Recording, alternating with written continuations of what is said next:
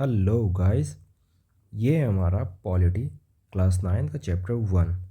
Chapter का name था what is democracy, Y democracy. इस चैप्टर का कुछ टॉपिक्स हम ऑलरेडी कवर कर चुके हैं। जैसे में इसका इंट्रोडक्शन हम देखे थे तो हमें उसमें देखने को मिला था कि डेमोक्रेसी है क्या। आपको पता है कि डेमोक्रेसी दो वर्ड से मिलकर बना हुआ है। पहला है डेमोस और दूसरा है क्रेसिया। डेमोस का मतलब है पीपल और क्रेसिया का मतलब है रूल। इसका जो लिटरल मीन्स है वो ये है, democracy means rule by the people. अब रूल बाय द पीपल क्यों है? क्योंकि इसका हिंदी मतलब आप समझो। डेमोक्रेसी का हिंदी मतलब क्या है? प्रजातंत्र। इसके पहले जो हमारे कंट्री में जो प्रिवेलेंट था वो था राजतंत्र, जिसमें राजा का रूल हुआ करता था। अभी क्या है? प्रजातंत्र है ना। तो ये क्या है? रूल बाय द पीपल है। डेमोक्रेसी में एग्जैक्ट जो इसका डेफिनेशन था व्हाट इज डेमोक्रेसी, उसमें हम देख चुके थे कि democracy is a form of government in which rulers are elected by the people, peoples have right to choose change their rulers. तो ये सारे टॉपिक, ये सारे पॉइंट्स थे कि डेमोक्रेसी में है क्या, इसकी मतलब वर्किंग कैसे है और डेमोक्रेसी का लिटरल मीन्स क्या है। अब्राहम लिंकन ने एक डेफिनेशन दिया हुआ डेमोक्रेसी का। Democracy is a government of the people, bye the people, for the people. आपको मैं इसमें ऑलरेडी बता चुका हूँ कि bye the people, for the people ये सब कैसे है। आपको पता है कि पीपल के द्वारा ही चुने जाते हैं, यहाँ पे रिप्रेजेंटेटिव होते हैं, तो इसलिए बाय द पीपल है। उनके लिए काम करते हैं तो फॉर द पीपल है ना। अब कुछ की फीचर्स थे डेमोक्रेसी के, वो हम ऑलरेडी कवर कर चुके हैं। मेजर डिसीजन जो इलेक्टेड लीडर्स के द्वारा लिया जाता है। हम रिप्रेजेंटेटिव अपना चूज़ करते हैं। इलेक्शंस होते हैं रेगुलरली। अपोजिशन पार्टीज़ होती हैं हमारे डेमोक्रेसी में। तो ये सारी चीज़ें इसके फीचर्स हैं। इसके आगे जो टॉपिक था इक्वालिटी बिफोर लॉ। आपको पता है कि डेमोक्रेसी में जितने भी सिटीजन, जो भी हमारे कंट्री के लोग हैं, उस सबके पास इक्वल राइट्स होते हैं। कोई ऊपर या कोई प्रिविलेज्ड या फिर कोई मतलब अंडर प्रिविलेज्ड या फिर लाइक किसी को ऊपर नीचे नहीं माना जाता। सारे इक्वल हैं और सारे इक्वल राइट्स को इंजॉय करते हैं, है ना।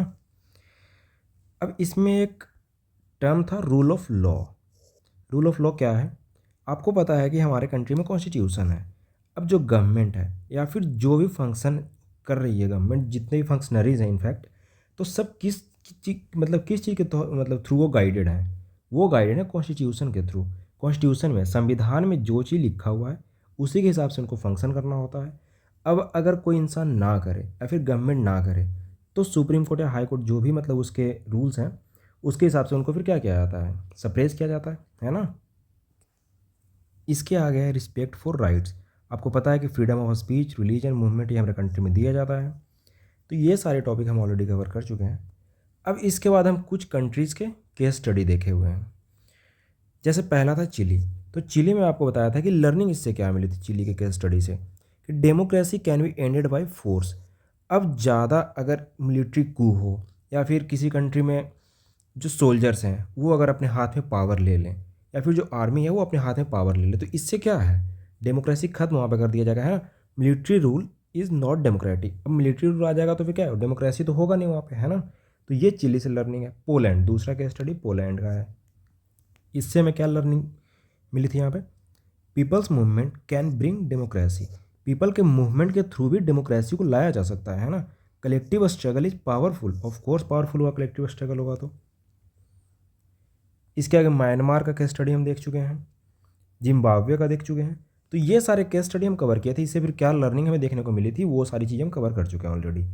आज जो हमें टॉपिक्स कवर करने हैं वो है ब्रॉडर मीनिंग ऑफ डेमोक्रेसी। इसमें एक लाइन दिया हुआ है यहाँ पे, आप देख सकते हो। Democracy is not only about political rights but also about social democracy, economic democracy and political democracy. कहने का मतलब ये है कि डेमोक्रेसी का सिर्फ मतलब ये नहीं है कि पॉलिटिकल राइट्स आपको मिल जाए या फिर इलेक्शन हो जाए, गवर्नमेंट आप चूज़ कर लिया, अपोजिशन पार्टी या फिर अपोजिशन भी मतलब कुछ फंक्शन कर रहे हैं, तो सिर्फ बेसिकली ये नहीं है डेमोक्रेसी एग्जैक्टली। डेमोक्रेसी में और भी चीज़ें इंक्लूड की जा सकती हैं, जैसे social democracy, economic democracy, political democracy. कहने का मतलब क्या है? अब आप पहले ये समझो कि ये है क्या, ये वर्ड, इनका इन टर्म्स का मतलब क्या है। Social democracy, no discrimination on based on caste, religion and gender.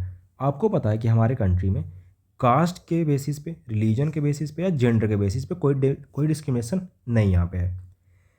Equal respect for all.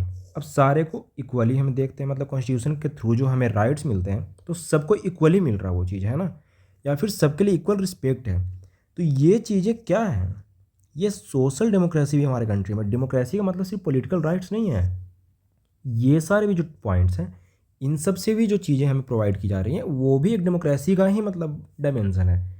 तो इसका क्या मतलब है कि डेमोक्रेसी में हमें सोशल डेमोक्रेसी भी मिल रहा हो तो ये एक मतलब होलिस्टिक एक मतलब अप्रोच होगा डेमोक्रेसी का, है ना। दूसरा एक टर्म है economic democracy, reducing economic inequalities. अब आप समझो कि यहाँ पे कोई अमीर हो, गरीब हो, या फिर बहुत ज़्यादा फासला हो अमीर गरीब में, या फिर कोई लोग बहुत अंडर प्रिविलेज्ड हो, तो उस चीज़ को अगर हम रिड्यूस करते हैं, कम करते हैं, तो इससे क्या होगा, इकोनॉमिक डेमोक्रेसी प्रमोट होगा, है ना। Equal opportunities. अब आपको पता है कि किसी भी इंसान को मतलब अगर कोई अमीर का बच्चा हो या गरीब का हो, तो वैसा तो है नहीं कि अमीर के बेटे को या फिर उनके बच्चों को ज़्यादा किसी चीज़ में सपोर्ट किया जा रहा हो या फिर उनको प्रिविलेज दिया जा रहा हो, ऐसा तो है नहीं। तो इस चीज़ से क्या प्रमोट हो रहा है, इकोनॉमिक डेमोक्रेसी। एक चीज़ मैं आपको और यहाँ पे बता दूँ, हमारे कॉन्स्टिट्यूशन में दो चीज़ें हैं, एक है फंडामेंटल राइट्स और दूसरा है DPSP, directive principle of state policy, है ना। तो जो डीपीएसपी है उसके थ्रू सोशल डेमोक्रेसी और इकोनॉमिक डेमोक्रेसी, इन दोनों चीज़ों को प्रमोट किया जाता है। और जो एफआर है, फंडामेंटल राइट्स हैं, उसके थ्रू मेजरली पॉलिटिकल डेमोक्रेसी को प्रमोट किया जाता है। पॉलिटिकल डेमोक्रेसी आपको पता है कि यहाँ पे इलेक्शंस होते हैं, फ्री एंड फेयर इलेक्शंस होते हैं, राइट टू अपोज गवर्नमेंट होते हैं। तो ये सारी चीज़ें क्या है, ये सब चीज़ पॉलिटिकल डेमोक्रेसी में इंक्लूड हो जाएगा। तो आप यहाँ पे समझो कि डेमोक्रेसी का सिर्फ मतलब पॉलिटिकल राइट्स या फिर पॉलिटिकल जो उसका डायमेंशन है वो नहीं है। डेमोक्रेसी का मतलब सोशल डेमोक्रेसी भी होना चाहिए, इकोनॉमिक डेमोक्रेसी भी होना चाहिए, है ना। तब जाके एक होलिस्टिक अप्रोच होगा हमारे डेमोक्रेसी के प्रति, है ना। इसके आगे हमें क्या देखना है, वाई डेमोक्रेसी इज़ इम्पॉर्टेंट। ये चीज़ आप समझो ध्यान से। डेमोक्रेसी क्या है वो तो समझ गए, लेकिन डेमोक्रेसी की अहमियत क्या है, वो क्यों इंपॉर्टेंट है। बेटर डिसीजन मेकिंग होगा, it is taken after debate and discussion. अब आपको पता है कि हम जो अपने रिप्रेजेंटेटिव को चुन के भेजते हैं असेंबली में या फिर पार्लियामेंट में, डिस्कस करते हैं, डिबेट करते हैं, उसके बाद डिसीजन लिया जाता है किसी चीज़ पे कि कौन सा बिल पास होगा, कौन सा स्कीम हमारे कंट्री में चलाया जाएगा, जो भी चीज़ें हैं। तो ये decision making better decision making होगा, है ना, क्योंकि वो डिबेट और डिस्कशन के बाद वो निकल के आ रहा है। Peaceful method to resolve conflicts. अब कन्फ्लिक्ट होते हैं तो ऐसा तो है नहीं कि हमारे कंट्री में दंगा फसाद हो रहा हो या फिर कोई ऐसी, बहुत कम वो देखने को मिलता है। तो ये क्या है, डेमोक्रेसी के ही फ़ायदे हैं। इम्प्रूव्स डिग्निटी ऑफ सिटीजन, क्योंकि किसी भी कंट्री, किसी भी सिटीजन को यहाँ पे लाइक सप्रेस नहीं किया जा रहा है। किसी भी मतलब जो सिटीजन है, जो लोग हैं, उनको दबाया नहीं जा रहा, उनके साथ कुछ गलत नहीं किया जा रहा है ना। तो इससे क्या है, हर इंसान का जो डिग्निटी है वो मेंटेन होता है ना। Democracy is based on principle of equality. यहाँ पे सारे लोग इक्वल हैं। कोई भी इंसान को जेंडर हो या फिर कास्ट हो, रिलीजन हो, प्लेस ऑफ बर्थ हो, कुछ भी हो, इन सब चीज़ों पर उसे डिस्क्रिमिनेट नहीं किया जा रहा है। तो ये सब डेमोक्रेसी के फ़ायदे हैं। आपको पता होना चाहिए कि डिक्टेटरशिप में ये सारी चीज़ें बहुत ईजीली प्रोवाइड नहीं की जाती हैं ना। Allows correction of mistakes. अब आप बताओ कि यहाँ पे मिस्टेक अगर होगा और डिबेट लगातार उस चीज़ के मतलब ऊपर चल रहा हो या फिर डिस्कशन चल रहा हो, आपको पता है कि हमारे कंट्री में अपोजिशन पार्टी का भी बहुत बड़ा रोल है डेमोक्रेसी में, है ना।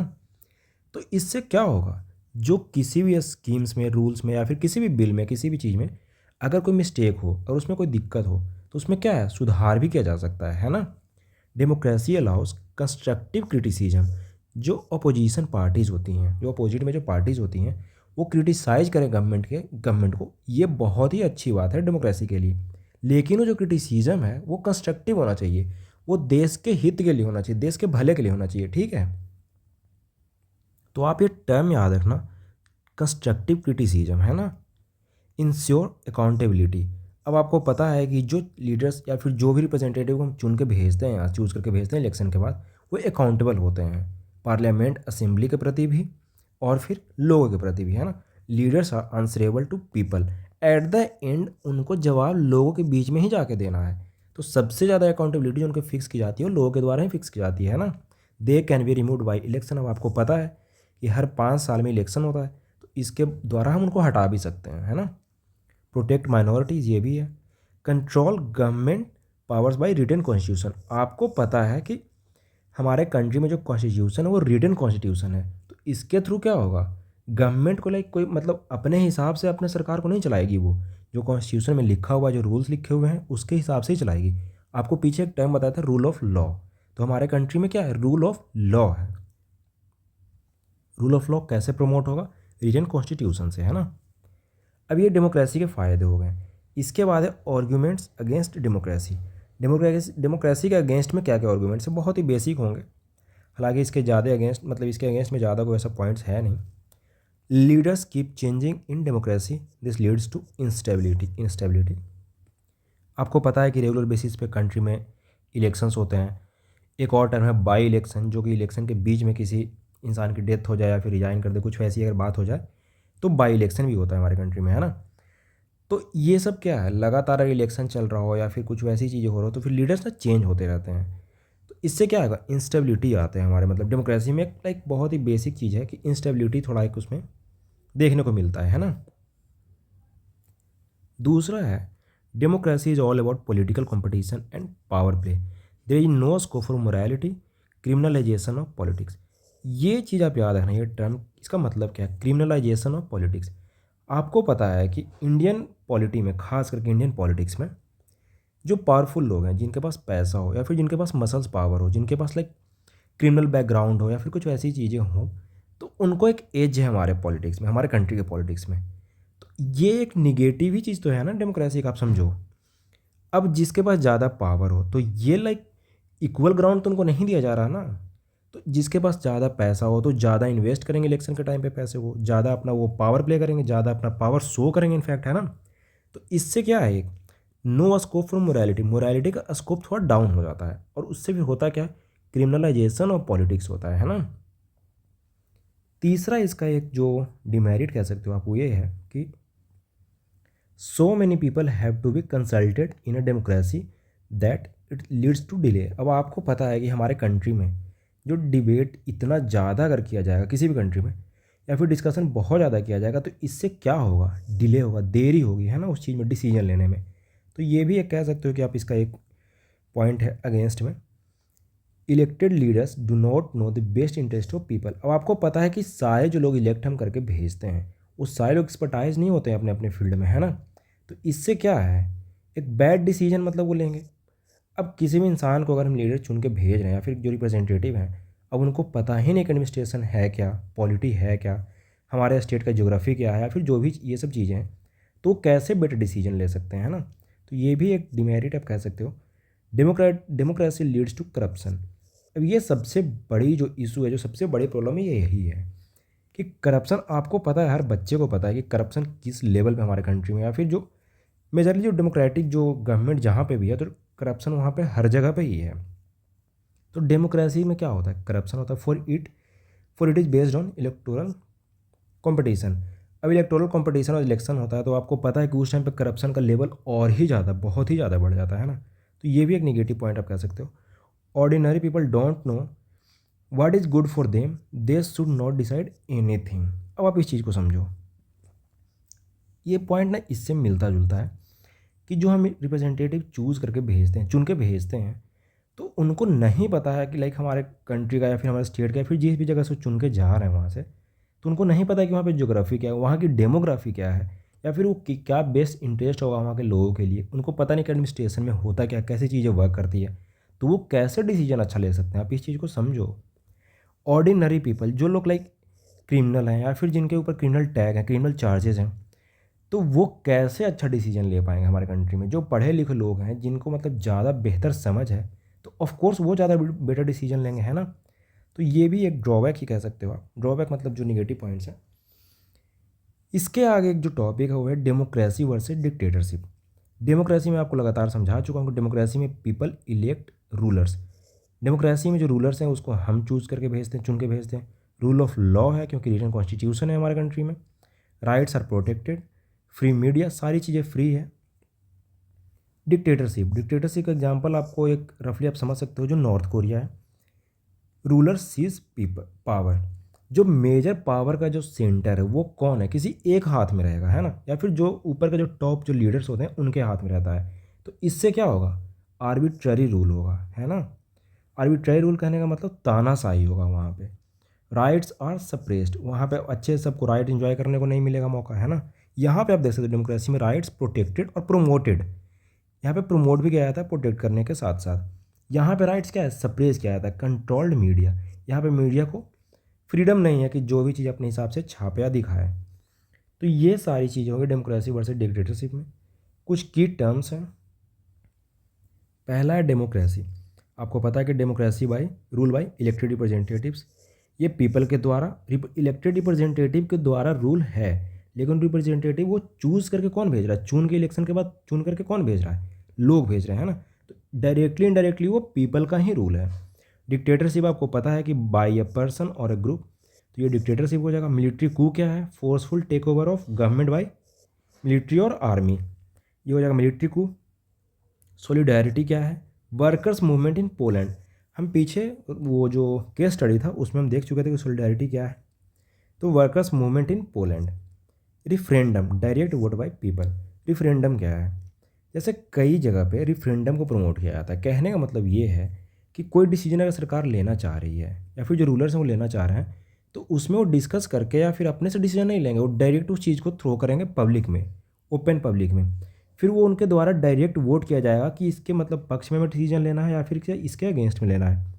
तो रिफरेंडम लाइक बेसिकली ये है कि डायरेक्ट वोटिंग अगर पीपल के थ्रू होने लग जाए किसी भी चीज़ के लिए, जैसे मान लीजिए किसी जगह पे मान लीजिए पुल बनवाना हो, अब बहुत लोग चाह रहे हैं कि उसके लिए मान लीजिए कि जंगल को काटना पड़ जाए, कुछ वैसी चीज़ें हो, तो पीपल डायरेक्टली वोट करेंगे उस चीज़ के लिए कि कई लोग मतलब अगर उसके सपोर्ट में कर रहे हैं, फिर कई लोग उसके अगेंस्ट में कर रहे हैं। तो डायरेक्ट वोटिंग अगर पीपल शुरू कर देते हैं करना, तो उसे हम क्या बोलते हैं, रिफरेंडम।